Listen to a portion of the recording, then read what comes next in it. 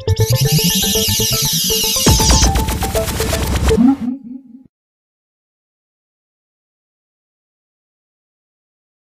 I'm Mike Lowe for Digital Camera, and this is the Panasonic G2. This is the most recent Micro Four Thirds release, and compared to the G1 camera that came out before, it adds two major key new features.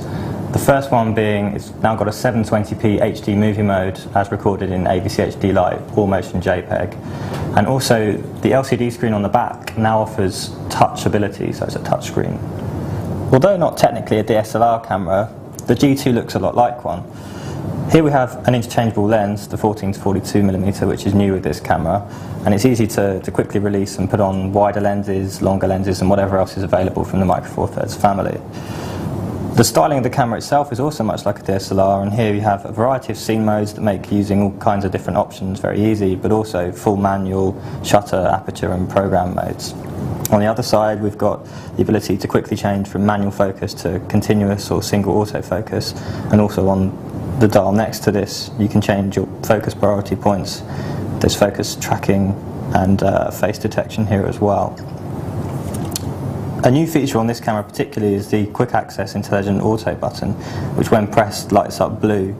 This essentially just shows you you're in the mode in case you're shooting manually and suddenly you accidentally click it, at least you can see that it's on. This mode is designed predominantly for those people who just want to pick up a camera with a lens on the front, much like a DSLR, and get great quality, but not have the faff of having to play around with settings. On the rear, the LCD is a free-angle LCD, which means it can rotate between 180 degrees horizontally and 270 degrees vertically. This essentially means that if you're shooting from a high viewpoint or a low viewpoint, you can look down or up to the screen. It can really help in unusual shooting circumstances.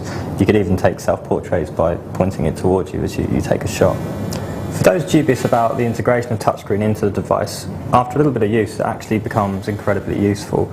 Things like just dragging your finger around the screen to find the focus points that you want to prioritise to, although these can be done through using the buttons as well, is just sped up dramatically. There's also other functions like turning on a touch shutter mode here, where you can press anywhere on the screen to take a shot just instantaneously. Quick access to the quick menu button brings up a variety of options across the top. The only slight annoyance here is how close to the top some of them are, so with fingers like mine it can be a bit of a pain to slip between the different modes.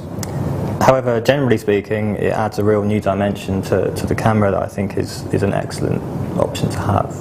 As well as the LCD screen, there's also an electronic viewfinder on the rear. This is extremely high resolution at around 1.4 million dots. Although it's not an optical viewfinder, it's still a pretty good compromise, particularly in bright sunlight when the LCD screen is hard to see. There's also a sensor that when your face approaches will switch off the LCD and go straight into the viewfinder mode, so you can use the viewfinder. Moving away, the screen can come back on.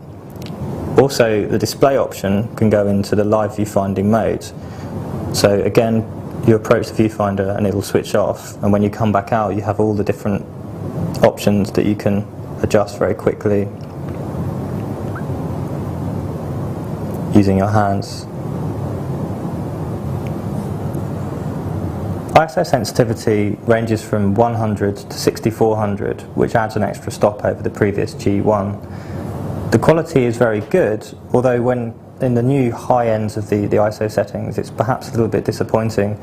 The new 6400 setting is almost entirely unusable, as the amount of image noise even visible on the camera's screen is just to excess. The G2 is capable of shooting both RAW and JPEG images, either individually or simultaneously at the same time. The RAW file type is the .srw, which is Panasonic's own. This can be read using SilkyPix version 3.0, which is included in the box. The RAW files are very similar to the JPEG versions when looking at them in the software, though at default settings the JPEGs are ever so slightly flatter, with less shadow contrast, yet push the mid-range to process some extra apparent detail. At higher ISO settings, the RAW files retain greater sharpness at the expense of increased image noise compared to the JPEG counterpart. As well as all the scene modes, there's also a My Colour mode, which allows for custom, expressive, retro, and all sorts of other different settings, including monochrome, and a particular favourite is the silhouette. The only issue with the My Colour modes, however, is that they can't be used in conjunction with other scene or manual modes. So when the dial is set to be in the My Colour modes, you're fixed in that area. Micro Four Thirds, due to its success, is starting to see competitive models come out from other manufacturers, including Samsung's new NX10 and the forthcoming Sony NEX series. Both these different models have larger sensor sizes, which should introduce better image quality. In terms of money, the G2 at the moment can be found for around the £600 mark with the 14 to 42mm lens.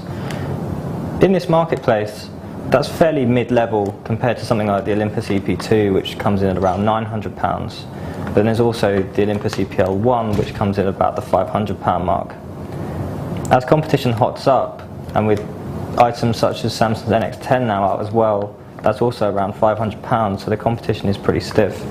Of course, here you do get an abundance of lenses that are only compatible with Micro Four Thirds, compared to the Samsung and the forthcoming Sony, which will only have a couple of lenses at initial release. At first glance, the G2 may seem like the G1 before it, and it is a very similar camera. However, the main difference is having the movie mode, which is excellent, and also the touchscreen on the rear makes a considerable difference to being able to use the camera. The image quality is very good, although perhaps the high ISO quality has now been outclassed by other cameras such as the NX10, but all in all, this does offer something new to Micro Four Thirds. We gave it 87% in our recommended award.